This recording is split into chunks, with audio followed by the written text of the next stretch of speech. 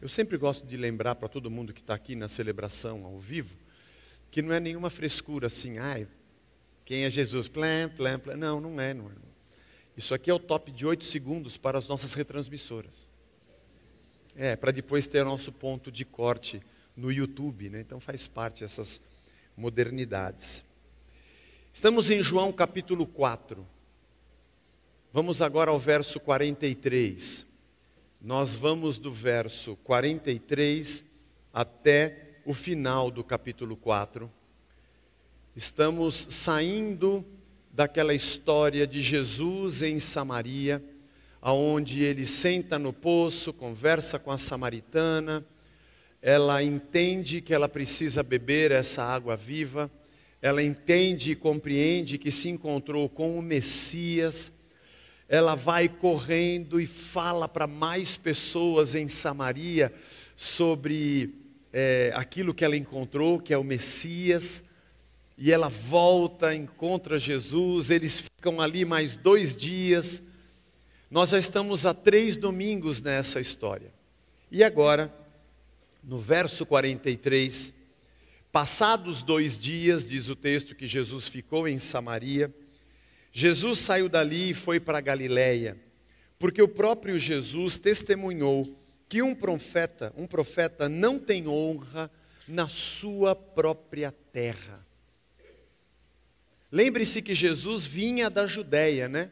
Antes de nós entrarmos no capítulo 4, ele estava em Jerusalém, estava na Páscoa, na festa. E ele sobe, vai ao norte, ele vai voltar para a Galileia e passa em Samaria. Por isso temos a história da samaritana. Agora, depois de ficar 2 dias, Jesus prossegue o seu caminho. O rumo dele mesmo era a Galileia. Assim, quando chegou a Galileia, os galileus o receberam, porque viram todas as coisas que Jesus tinha feito em Jerusalém por ocasião da festa, a qual eles também tinham comparecido. Guarde isso. Ele chega na Galileia e tem muita festa na Galileia quando ele chega. Porque eles viram os sinais que Jesus fez estando em Jerusalém. E eles estavam lá também na festa.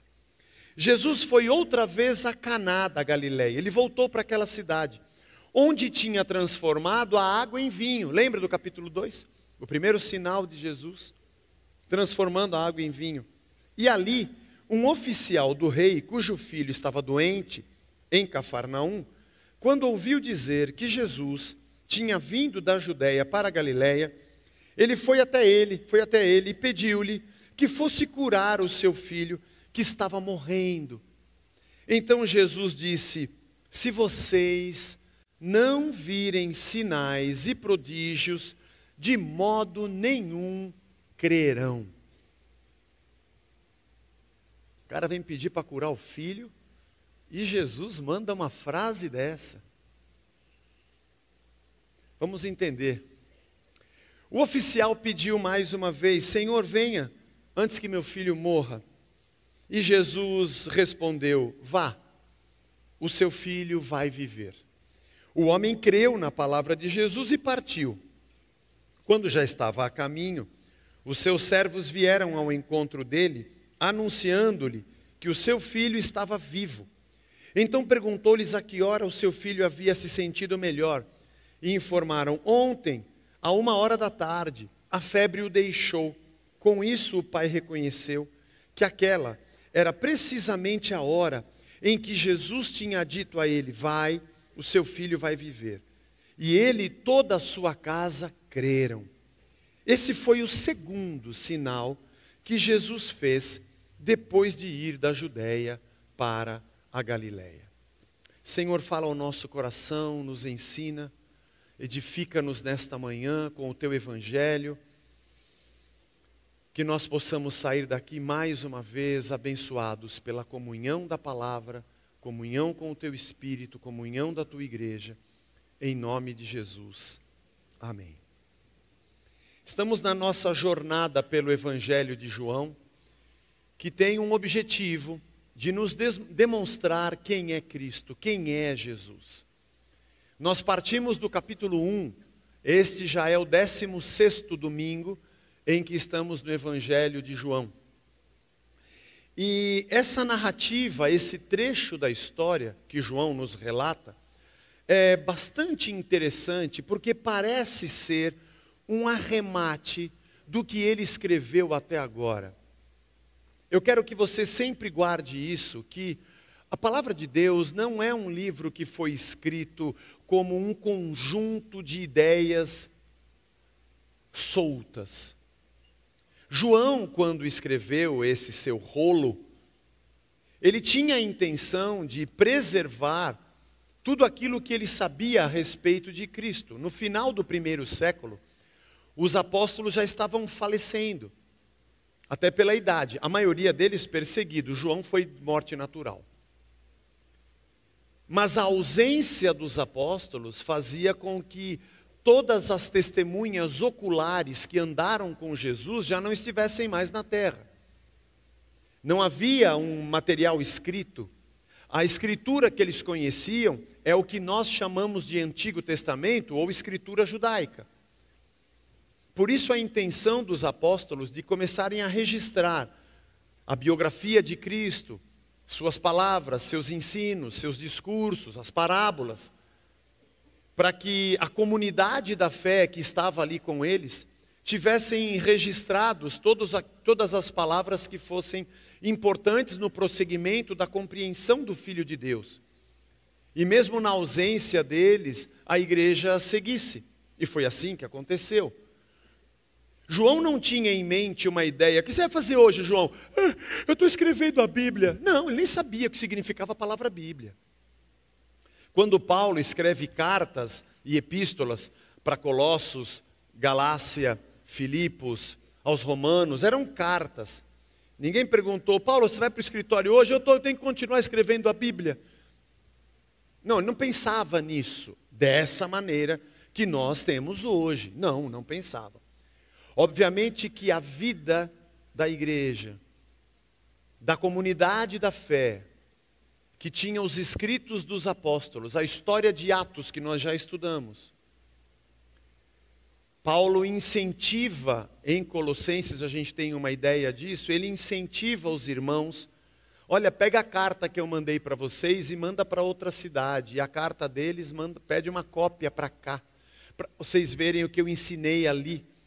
E essa troca de cópias de cartas começaram a se formar como um compêndio de ensinos sobre Cristo, juntamente com os evangelhos. O Novo Testamento vai sendo agregado pela igreja que reconhece o valor autoritativo desses ensinos.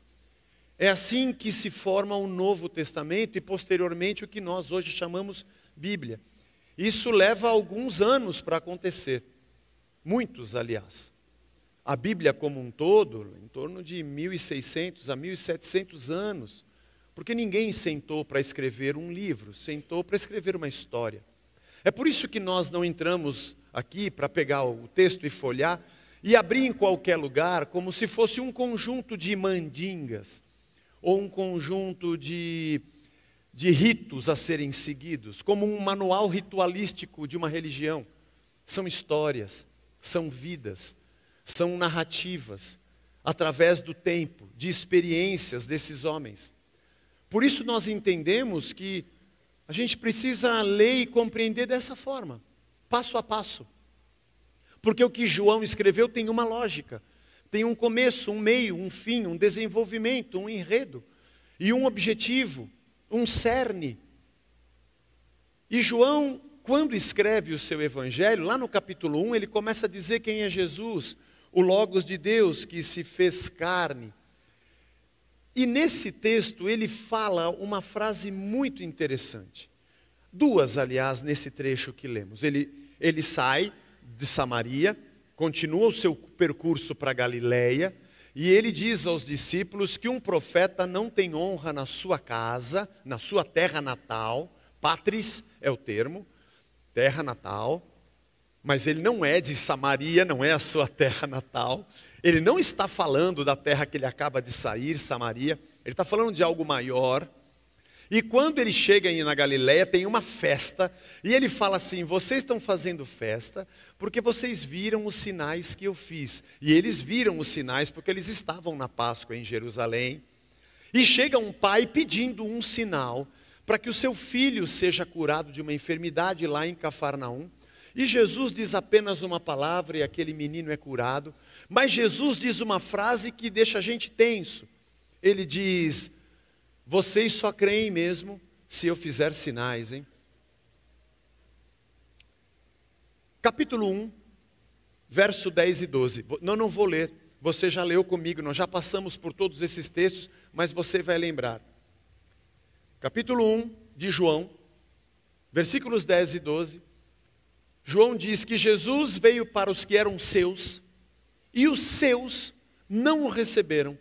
Mas todos quantos o receberam, deu-lhes o poder de serem feitos filhos de Deus. Lembra disso? Os judeus tiveram dificuldade de abraçar o messiato de Jesus, reconhecê-lo como Messias. Dificuldade. Mas todos quantos o receberam, ele lhes deu o poder de serem feitos filhos de Deus, como em Samaria, por exemplo. No capítulo 1, nos versos 46 a 50, você lembra desse culto? Foi o segundo ou terceiro dessa série. Quando Filipe começa a seguir Jesus, se torna um dos discípulos, vai e conta para Natanael, o seu amigo: olha, tem um cara que veio de Nazaré, e esse acho que é o Messias. E Natanael, você lembra do texto, ele diz: você acha que pode vir alguma coisa boa lá de Nazaré? Não pode. Preconceituoso. Quando Jesus vem chegando e olha o Natanael, ele diz: rapaz, eu te vi embaixo da figueira. E o Natanael falou: meu Deus, esse cara é um profeta. Ele descobriu onde é que eu estava. Acho que ele é o filho de Deus mesmo. Ele também não creu. Mas quando Jesus demonstra um sinal sobrenatural, ele passa a crer. No capítulo 2, Jesus está em Caná da Galileia. E o texto diz que ele transforma a água em vinho. E no verso 11, diz que esse é o primeiro sinal que Jesus faz na sua jornada. E por causa deste sinal, os seus discípulos creram nele. Os discípulos também abraçaram a fé, porque viram um sinal miraculoso do que Jesus havia feito. No capítulo 2, no verso 23, diz que Jesus estava na Páscoa, em Jerusalém. E ele faz muitos sinais. E o povo começa a crer por conta dos sinais que Jesus havia feito. Então João vem falando sobre gente que não crê, povo que não o recebe, mas que a partir dos sinais que ele faz, as pessoas começam a crer. Agora, ele vai para Galileia, diz que um profeta não tem honra na sua casa, que não é Samaria, ele não está saindo de Samaria, ele não nasceu em Samaria. Chega na Galileia, vai até lá, e as pessoas o recebem com muita alegria, porque estavam em Jerusalém, já ouviram as notícias, viram os sinais, e estão felizes porque ele está ali. A princípio, irmãos, isso é uma coisa muito bonita, né? Não tem nada de errado. O próprio João, no capítulo 20, falamos sobre isso no primeiro domingo, diz que existiam muitos outros milagres e curas que Jesus fez na sua vida. Quando nós chegarmos no capítulo 20, vamos passar por esse texto, já lemos aqui. Mas ele diz que se ele fosse contar tudo que Jesus havia feito na sua vida, não caberiam livros no mundo, ele não daria conta de escrever. E que ele registrou estes sinais para que nós crêssemos que Jesus é o Filho de Deus. Na nossa jornada de fé, como cristãos, evangélicos, como queira chamar, desde o dia em que nós conhecemos o reino de Deus, vimos Cristo como nosso Senhor e passamos a segui-lo, essa ideia de que o nosso Senhor faz sinais e por isso a gente crê, nos acompanha. E eu vou dizer a você que não tem nada de errado nisso a princípio, porque João mesmo diz que escreveu o livro para demonstrar os sinais para a gente crer que ele é o Filho de Deus.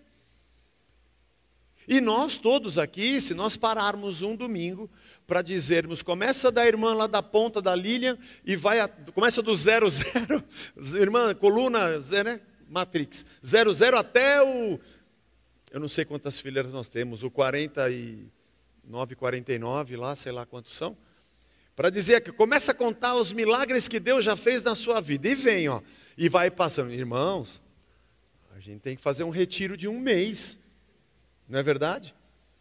Quantos de nós aqui não vamos dizer de coisas incríveis que Deus fez, de coisas maravilhosas que nós já vivemos?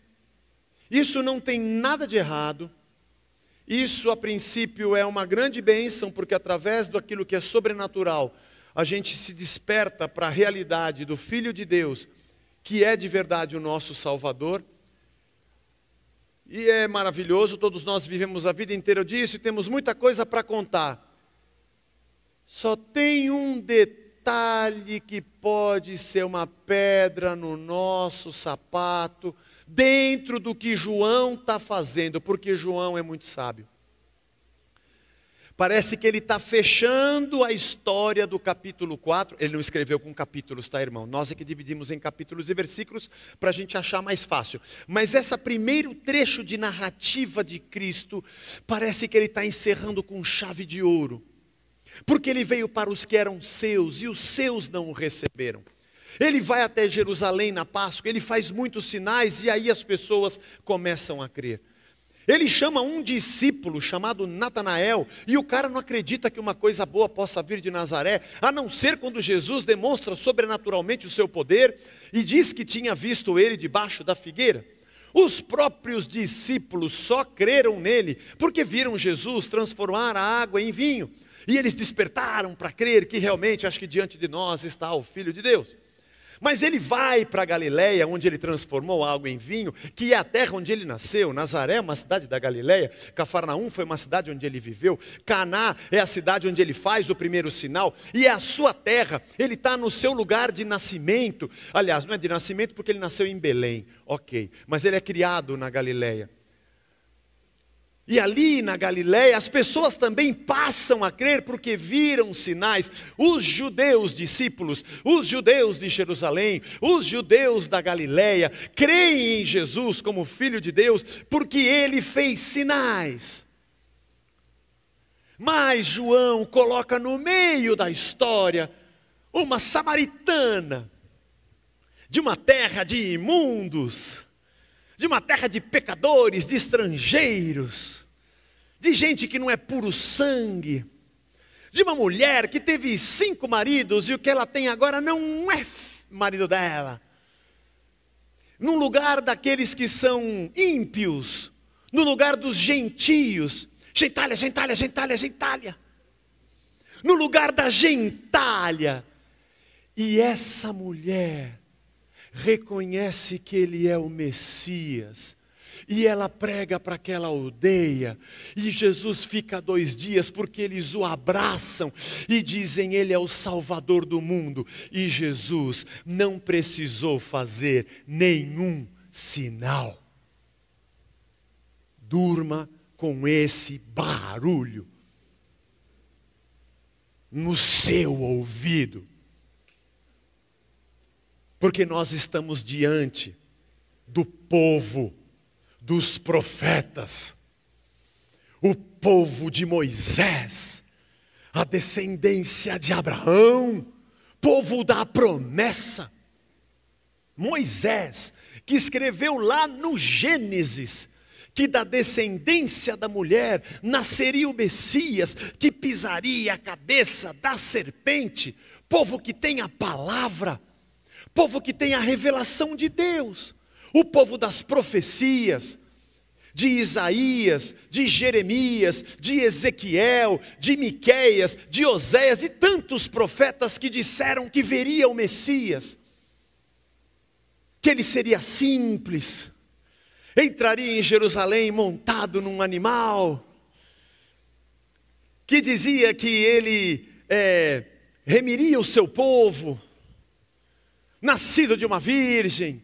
As promessas estavam todas lá, as profecias que descreviam esse Jesus estavam na mão deles. Eles eram o povo da promessa, o povo de Deus, o Deus verdadeiro, o povo que tinha a história dos reis, a história de Davi, Salomão. Vamos falar dos bons, é difícil, tem que achar, são poucos. A maioria foi rei ruim, isso é verdade. Josafá, Josias, o Sansão, o povo que conquistou a terra, o povo que entrou na terra prometida, o povo que era luz para as nações, o povo que tinha a lei nas suas mãos, o povo que tinha toda a revelação para todo o mundo, e que seria o lugar aonde esse Messias nasceria. O povo que seria o gerador desse Messias, que conhecia Deus, profecias, tinha o templo, tinha o Shekinah da glória, precisou de sinais. E os samaritanos, imundos, gentalha, Jesus não fez nenhum. A única coisa que ele fez foi dizer: eu sei que você não tem marido. O único peteleco que ele deu sobrenatural foi dizer: eu sei que você não tem marido. Mas não houve nenhum milagre. Não houve nenhum fogo aceso. Não teve nenhuma cura espetacular. Não houve nada. Aquela mulher abraça a fé. E quando vieram os homens, viram menos do que ela, porque para eles não teve nem revelação nenhuma. Eles só o ouviram. E o Espírito de Deus os convenceu que estavam diante do Messias. Isso é um problema. Se João não tivesse colocado o texto ou o relato de Samaria no meio da narrativa, nós poderíamos desenvolver a nossa religião dizendo que vamos pedir sinais para que o mundo creia. Mas agora a gente não pode. Porque pela lógica joanina, pode acontecer dessa forma, mas nem sempre é assim. E que talvez a fé dos samaritanos era mais nobre do que a dos judeus. Porque eu que tenho palavra, profecia, profeta, Moisés, Sansão, Davi, Salomão, Isaías, Jeremias, Ezequiel, Joel, Amós, Obadias, Neemias, eu tenho todos. Preciso de ele fazer ainda sair fogo do chão, e ainda duvido, e ainda o levo para a cruz.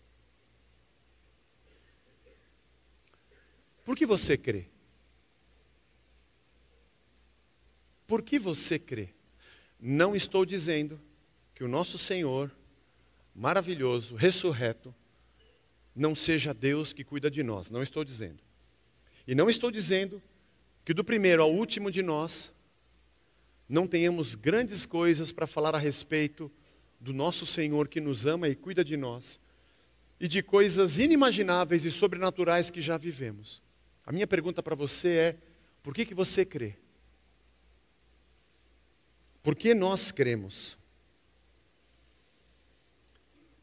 Por que quando quebra o meu carro, eu falo que Deus me abandonou? Porque o sinal não me leva a crer que Ele está comigo. Por quê? E por que que eu fui sorteado no bingo da festa junina da igreja? Eu falo que foi Deus. Apesar de que eu fui. Depois de 10 anos de bingo de festa junina, eu ganhei minha primeira vez uma Alexa. E eu falo para ela: Alexa, toca aí Beatles. E ela vai: Close your eyes and I'll kiss you. Quando eu fui no show do Paul McCartney em 2010, eu achei que ele ia me chamar. Eu brinco com a Blanche. A gente ficou perto do palco. Pensei que ele diria, Zé Bruno, come on, let's sing together. E a gente ia close your eyes. Mas ele não chamou. Eu acho que ele não me viu. Muita gente, fica escuro, muita luz na cara. Se bem que pelo nariz ele teria percebido. Então Deus não estava comigo, porque eu não vi o sinal. Fé capenga. Fraca. Você acha que fé forte é quando você grita na oração? Faz uma oração forte aí. Fé em quê? Fé no sinal? Em quem você crê quando você diz que crê em Deus? Ou no que você crê quando você diz que crê em Deus? Porque quando uma pessoa está sem dinheiro, você diz, tenha fé, você vai ter dinheiro. Você tem fé para ter dinheiro ou tem fé em Deus? Porque pode ser que Deus faça você passar por esse momento até mesmo sem dinheiro. Porque Ele é Deus, né? Quando eu tenho Deus, eu não sou escravo do que eu preciso. Porque eu tenho um Senhor que me supre. Eu preciso desse emprego, senão eu estou ferrado. Ele é Deus para te arrumar outra porta, outro lugar, e até mesmo que você esteja sem nenhum emprego, Ele te supra. O Carlão do Pecado Capital achou uma mala de dinheiro, ele era taxista, lembra da novela? Ele morreu no buraco do metrô abraçado na mala de dinheiro. Pobre Carlão, Deus o tenha. Quando eu assisti era o Francisco Coco, que também já foi. Parece que teve uma regravação depois, não teve? Não sei se teve. Pecado Capital. Dinheiro na mão é vendaval. Não é? Paulinho da Viola. É vendaval na vida de um sonhador. Vai para a igreja para acontecer uma coisa boa com você. Tua vida está uma tranqueira. Vai para a igreja que Deus faz coisa boa. Como se a gente tivesse um ambiente de negócios espirituais. Eu tenho que ir naquele lugar para acontecer uma coisa boa. Eu não estou preocupado com Deus, nem com quem Ele é, nem com o Messias, nem com a transformação da minha vida. Alguma coisa ruim aconteceu com você porque você deixou de dar o dízimo, deixou de fazer o voto. Porque o negócio aqui é na grana. E Jesus morre na cruz dizendo, eu lembro, está escrito, está consumado. Quando todo mundo pagar, falta só o pagamento. Não, está consumado, irmão. Não é um negócio. Você crê em quê? Do que depende a sua fé? Vivemos a busca dos sinais. E volto a dizer, no meio da tua angústia, pode crer, confiar, esperar e ser confortado, porque Deus está com você no meio das tuas batalhas. E não nos faltará coisa pequena nem grande. Mas o Danilo fez uma pergunta hoje, ele pregou aqui às 9, e eu estava assistindo. Imagine que por acaso, daqui até o final da sua vida, as respostas de Deus às suas orações sejam, não é legal para você, eu não vou te dar isso. Imagine, pode acontecer. Você continuaria crendo nele? Porque você não tem o resultado esperado das suas orações e não vê os sinais que você espera? Ou independente do que Deus possa ou não me dar, eu continuarei crendo? Você acha que a sua fé, que mora no Brasil, talvez na cidade de São Paulo, num bom emprego, uma classe média, alta, você tem mais fé e mais poder do que um irmão nosso que está na Nigéria hoje, passando por dificuldades? Ou como o Ito nos contou sobre o projeto que eles têm em Moçambique, e constroem escolas porque as crianças não têm escola para estudar. É porque eles têm menos fé, que eles não têm esses bens materiais. E Deus está mais conosco, porque nós temos mais fé. O que significa para você a palavra fé? Acreditar que uma coisa boa pode acontecer? Essa é a sua fé? É você se apegar ao fato do Uri Geller, lembra do Uri Geller? Alguém lembra do Uri Geller? Só eu?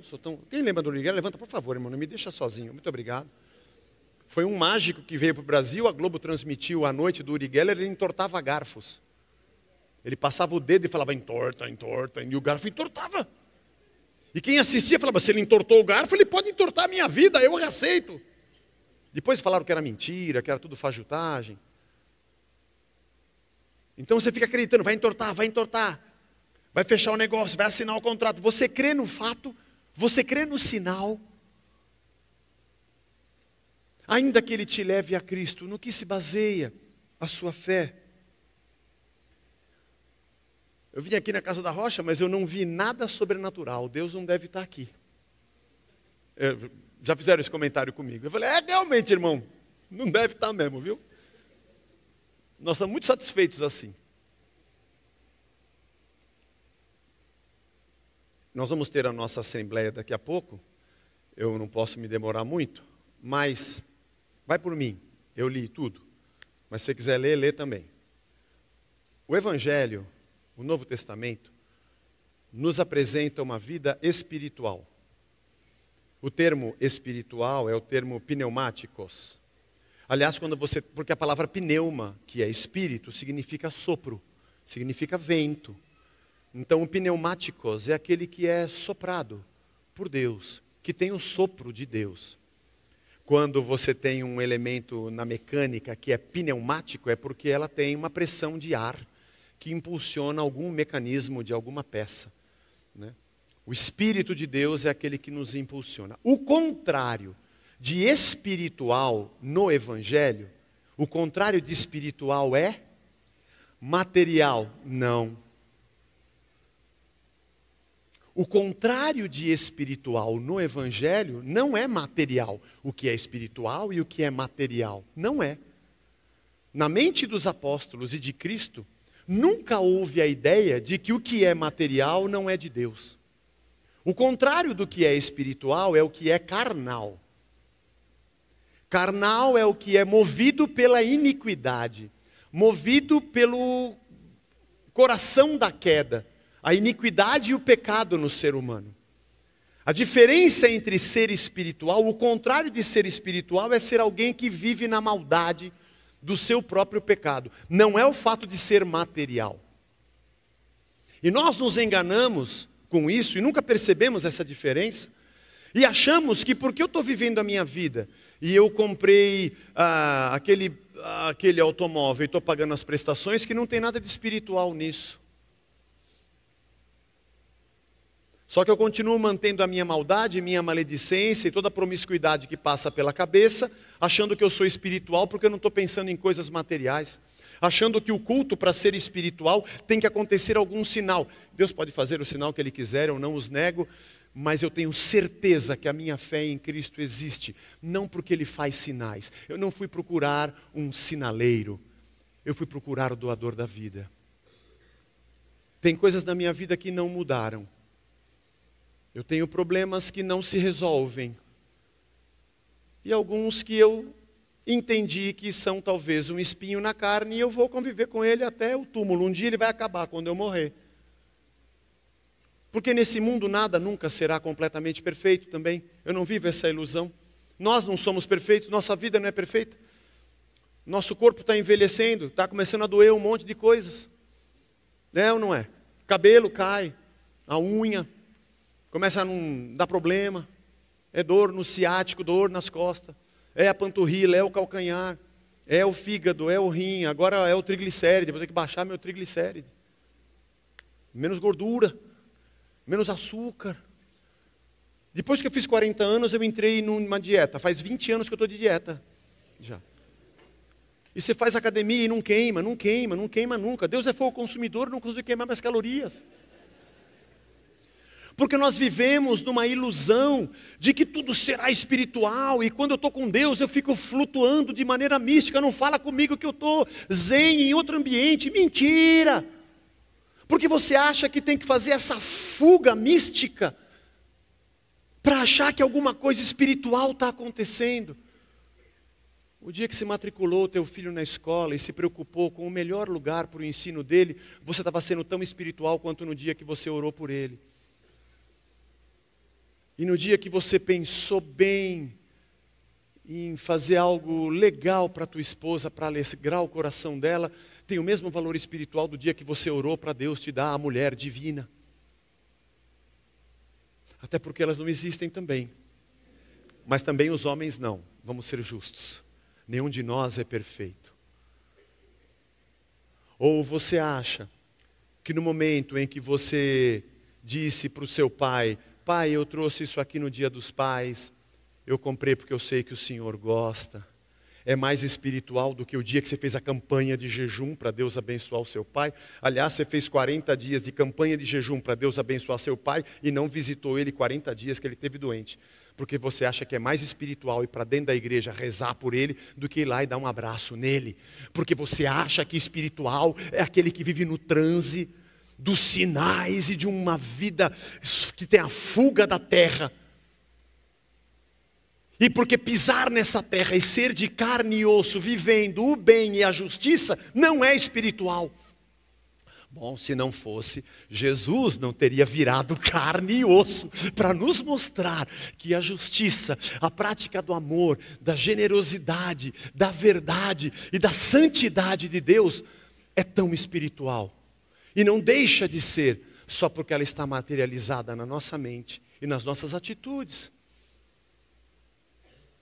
Ou você acha que porque você deu a mão para o seu irmão na hora da oração, você foi espiritual com ele. Mas quando ele chegou, sentou do seu lado, e você não disse nem bom dia, nem perguntou o nome dele, você não foi menos espiritual. O contrário de espiritual no Evangelho é carnal e não material. Nossa vida com o Senhor, se eu tivesse que escolher nesse primeiro trecho,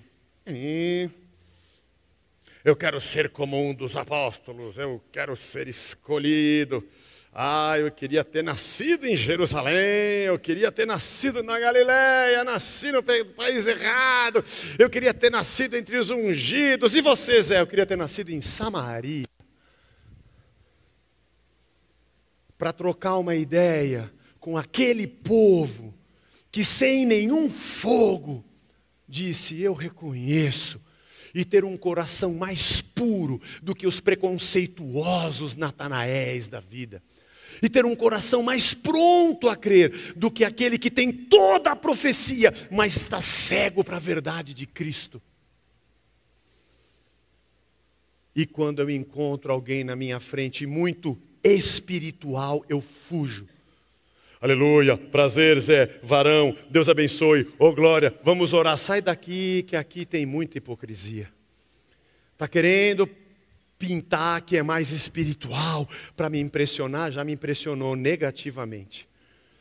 Agora se ele falasse, fala Zé, e aí vamos tomar um café, bate aqui, vai Palmeiras, isso é espiritual demais. Porque para torcer para o meu time hoje tem que ter bastante fé, irmão, olha como é que tem que ser espiritual. Tem que continuar crendo que vai dar certo esse negócio. Nós esquecemos que o contrário de espiritual é carnal e não material. Se ser um ser material não fosse algo de Deus, Ele teria nos criado como anjos. É por isso que eu dou a mão para orar pelo meu irmão e não dou bom dia para ele quando eu sento ao lado dele, porque eu acho que é mais espiritual quando eu oro e menos quando eu dou bom dia. E talvez a única coisa que ele queria naquele domingo é que alguém dissesse, e aí, como é que você está? Tudo bem? Do que apenas o cumprimento de um rito de dar a mão e fazer uma oração por alguém que eu nem perguntei o nome. E nós achamos que somos espirituais. A nossa vida comum, do dia a dia, da mão graciosa, do socorro, do sorriso e do abraço, é mais espiritual do que o que você pensa. Porque quando Jesus conversou com a samaritana, Ele não veio com essa conversa de profetas. E só para encerrar, nós fizemos o Meu Caro Amigo 2, e no capítulo 17, Paulo passa por Atenas, lembra? Nós estudamos aqui. E ele vai pregar no Areópago. E ele diz, como os poetas de vocês dizem, nele vivemos, nele nos movemos, nele existimos e dele somos geração. Quando Paulo prega no Areópago, ele não cita Isaías, como ele faz nas sinagogas, nas cidades que tem mais judeus. Ele não cita Jeremias, ele não cita Ezequiel. Ele não fala sobre Moisés nem sobre Abraão. Ele fala sobre Cleanto, sobre Arato, Epimênides, ele fala sobre os profetas gregos. Ao invés dele ler o Salmo, que é um cântico, ele leu a música do Lulu Santos. Ele citou um poeta. Ele citou os escritores e filósofos. Ele partiu de algo que para nós não é espiritual. Porque a gente acha que espiritualidade é essa nossa fuga mística, na maioria das vezes cheia de hipocrisia, onde nós queremos viver numa estratosfera cheia de sinais e que Deus faz e nós cremos e por isso oramos por nós, por uns aos outros, pelos irmãos que estão em batalha, mas não conseguimos viver a vida comum de gente ética, educada, simples, agradável, amistosa, de gente que representa o reino. É por isso, talvez, que evangélicos são tão ridicularizados no nosso país. Porque a gente sabe ir para a rede social, meter o pau no ímpio, usar textos bíblicos para condenar pessoas, mas no dia a dia a gente não consegue viver a materialização do reino de Deus nas nossas atitudes. E achamos que somos mais espirituais quando cuspimos regras religiosas para condenar pessoas, ao invés de sentarmos com elas na beira do poço e trazermos a alegria e a simplicidade do reino. Eu espero que nós, como Casa da Rocha, continuemos sempre muito comuns, muito normais, porque nisso se manifesta o reino de Deus. Quando a gente tem consciência que nós temos sinais, e Deus é maravilhoso, mas o que despertou a nossa fé não é só o Deus que faz o que faz, mas o Deus que é o que é. Nem tudo que a gente quer, Ele vai fazer do jeito que a gente quer. E isso é muito bom, para a gente não achar que nós mandamos nele ou que Ele é nosso servo. Mas nós o amamos porque Ele é nosso Senhor, nos deu vida e na sua ressurreição nós nascemos de novo. Senhor, obrigado por essa manhã, obrigado pela Tua palavra, obrigado pelo jeito que João escreveu isso aqui, tem inspiração Tua. E a instrumentalidade de um irmão nosso que pensou bem para escrever essas coisas. Que faz esse contraste tão incrível entre judeus de Jerusalém, judeus da Galileia, discípulos, e daqueles que eram samaritanos. Senhor, nós te louvamos e eu te agradeço por tudo que o Senhor tem feito. E no meu coração e no coração de cada um de nós aqui, não resta nenhuma dúvida que o Senhor é soberano, que para o sol, abre o mar, traz de volta o morto à vida, porque Tu és poderoso e nós já experimentamos isso na nossa vida. Mas o que eu quero te dizer dessa manhã é que eu não te amo porque o Senhor é um fazedor de sinais. Senão eu iria atrás de qualquer guru dessa terra. Apesar de ser muito grato porque o Senhor é poderoso e cuida da gente. Mas nós te amamos porque Tu és Deus. Porque o Senhor morreu e ressuscitou. O Senhor é o Cordeiro de Deus que tira o pecado do mundo. Tudo isso João escreveu. É o Senhor que nos deu vida e vida em abundância. O Senhor é o caminho, a verdade e a vida e nós queremos Te seguir. E nós Te louvamos, Senhor. Tem coisas que acontecem do jeito que a gente ora e outra que acontece do Teu jeito. Mas não tem problema, Tu és nosso Pai. E nós nos alegramos de ser Teus filhos e de estarmos no Teu colo, nas Tuas mãos. Eu Te peço que o Senhor fortaleça o nosso jeito de crer. Todos nós cremos em Ti. Mas às vezes o jeito que a gente crê é meio contaminado por coisas que nos cercam. Pelo espírito da nossa época e pela religião que nos assedia. Então nos torna de verdade novas criaturas. E nos faz compreender, Senhor, que a materialidade, a normalidade da nossa vida não é menos espiritual do que nosso cântico e nossa oração. E que nós devemos sim viver uma vida comum que glorifique o Teu nome em tudo, porque nisso está o Teu Espírito. Nos abençoa, em nome de Jesus. Amém, amém. Graças a Deus, Deus nos abençoe.